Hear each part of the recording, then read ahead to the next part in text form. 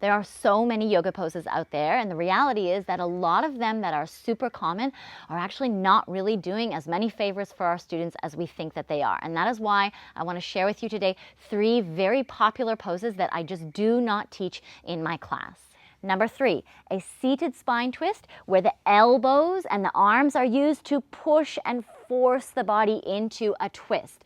I do not teach this because it disconnects the student from the strengthening component that is required for them to activate and initiate the twist. So instead of using elbow to push on one side and arm to wrap around on the other side, I encourage my students to see what their capacity is without that external force. So I'll get them to turn and twist the body around. Sometimes one hand reaches over to the opposite shoulder in that direction, and the other hand can reach behind the back or around to the other side. And in doing so, your students will have to utilize their internal strength instead of pushing and forcing their body into a position. Now, the thing with this is that as well, this seated spine twist position makes it very inaccessible for a lot of people. And what ends up happening is people get so focused on drawing that heel up, and this hip is often lifted, and the spine is often rounded, and here they are trying to be healthy in their yoga class.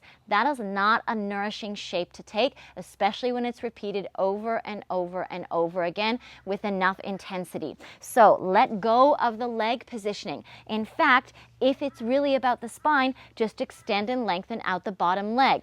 Obviously, it helps to sit up on a prop as well because it's about the spine twisting capacity. And you can see as I'm wrapping this arm around, it's reaching towards the opposite side here.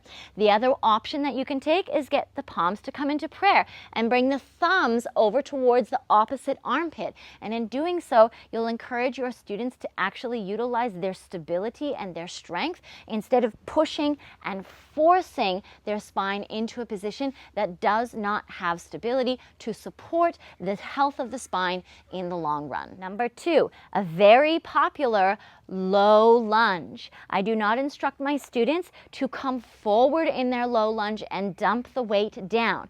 In fact, what I do instead is get them to stay more on that back knee. Then split the mat with the feet, which activates this glute, pull the pubic bone up to the belly button, and then only when they can maintain those things, then they can venture into coming forward. But I am never teaching them to come into this type of position because there's too much laxity into the joints. It creates overstretching into the hip flexor. It creates a lot of compression unsupported into the lower spine, and there's just not a lot of structure and stability that again equates to longevity, to long-term health and well-being in the structural component of the body. So get your students to find more stability here, not just dumping and hanging and sagging down into that typical approach that we take to a low lunge position. And finally, number 1, the very popular hamstring stretch of pulling in a forward fold, grabbing the toes and pulling,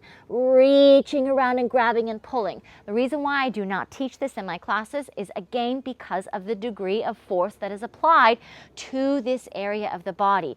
There are a lot of yoga practitioners, teachers that have very injured hamstrings. Why? Because there's way too much pulling.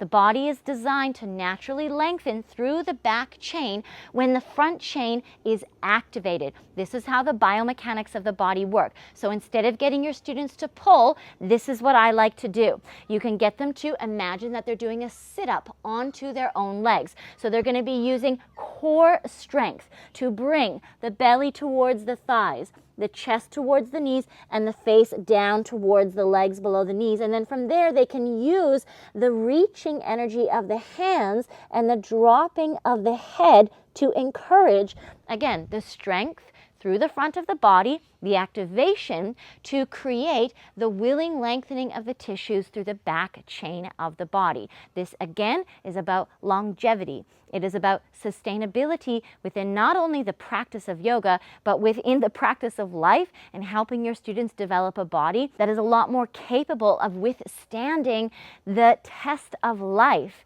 When we force our students into flexibility and we encourage them to use their hands or we use our hands on them, we we are not supporting their long-term health and well-being. And that's why I will not teach a hamstring stretch with any type of pulling, not in with the feet narrow, not in a pose with the feet wide, not in a pose with your sitting and pulling.